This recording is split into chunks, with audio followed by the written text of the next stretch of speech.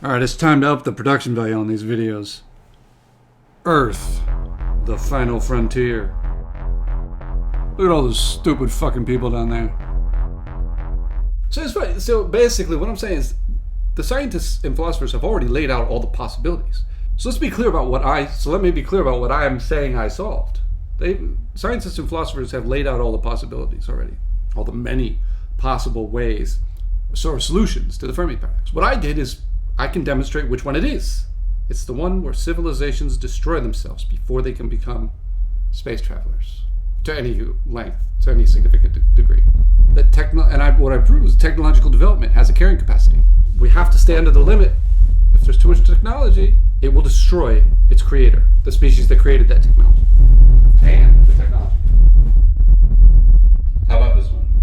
All civilizations invariably destroy themselves before they develop interstellar spaceships. That's what I was going to say. Right. That's the one. That's the great filter. That's this idea that there is some event that has stopped every single civilization from being able to make this journey. That event is technological development itself. Can't believe they don't realize this.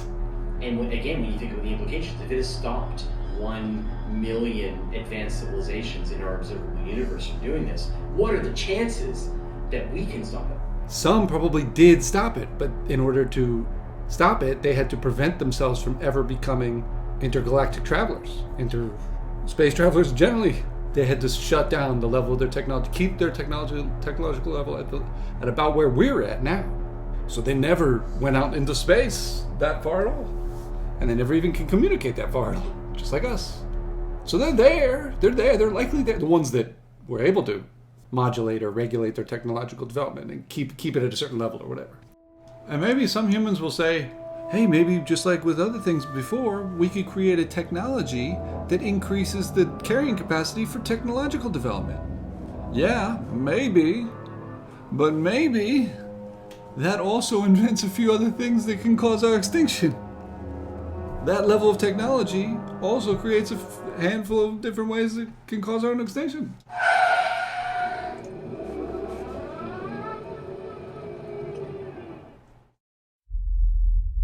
Looks like we're staying on Earth, or very close to it.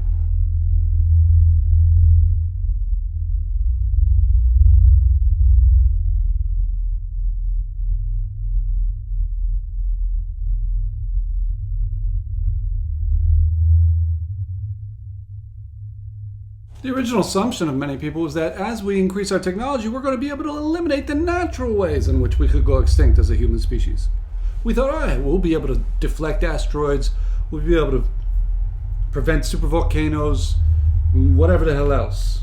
And maybe we could do those things, and we probably could do those things.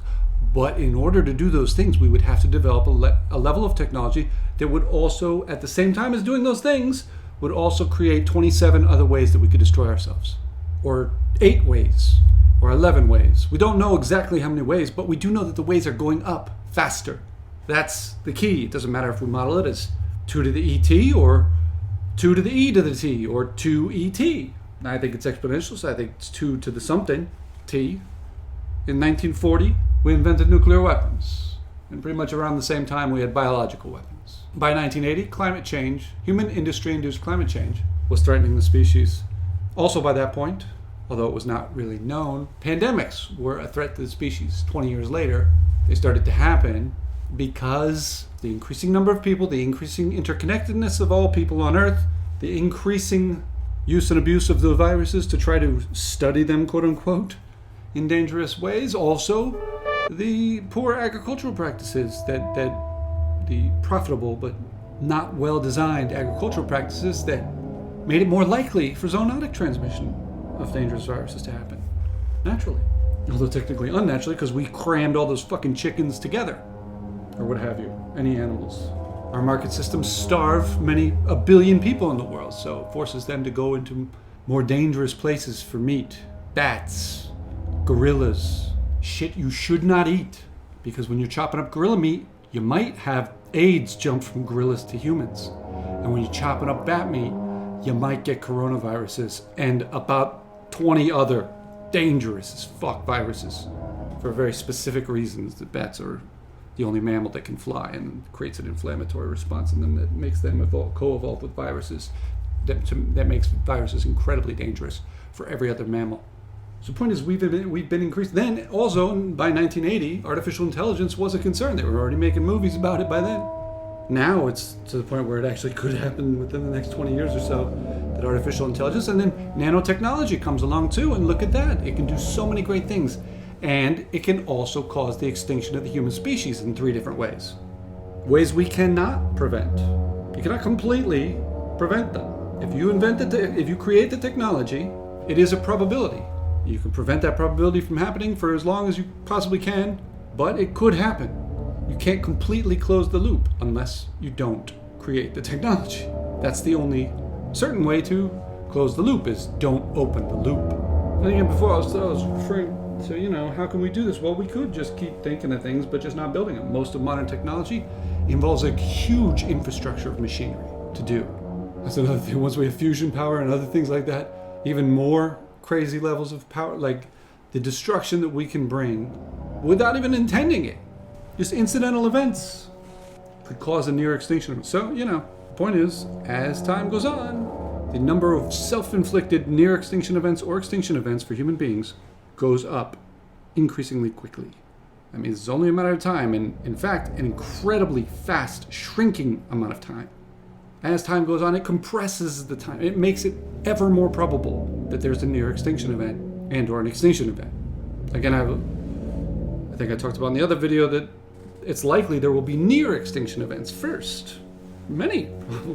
It'll give us a chance and then slap us back and then give us a chance, and we'll blow it again and then build it up again. And eventually someone's going to go, hey, I think it's technology that's doing this. I think it's technological development itself that we can't prevent. It's inevitable. It's an inevitable part of technological development, that you get the good and the bad with the technology. And so in order to get rid of and prevent the existential bad, we have to give up the good of certain levels of technology. We just can't continue to pursue it. Because again, you cannot predict what you're going to make or how you're going to make it. It's largely there to be discovered. And if it's there to be discovered, if you discover it, then its bad uses can be put into effect. So, they don't understand. The simple idea is that we are creating more technologies that can cause near extinction events or extinction events of the human species at a faster and faster rate. We are creating them faster than we can delete them. As some commenter commented when disputing the idea before he had really heard it, he said, "Oh, nuclear weapons! Look, that cat's out of the bag. Well, we better be able to put it back in the bag." My idea of the issue an intelligent species would face would not be putting back in the bag cats they had already let out of the bag. It would be, increasingly into the future, putting a larger number of cats back in the bag at a faster rate than new cats were coming out of the bag. That's what I thought would be the hard part.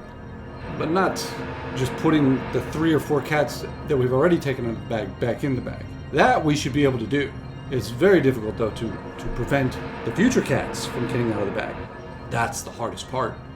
Because as you're trying to prevent future cats from getting out of the bag, you're also still trying to put an ever-increasing number of cats that have already escaped back in the bag, while trying to prevent the bag from opening any further and letting any other cats out. But the bag keeps opening further. That's the real hard part. Where we're at now is easier. Again, the problem becomes more difficult to solve the longer you wait. It becomes more and more difficult to prevent more and more cats from getting out of the bag, the more cats that are already out of the bag. So the point is, while we've only got 3 or 4 cats out of the bag, stuff those cats back in there and close the fucking bag.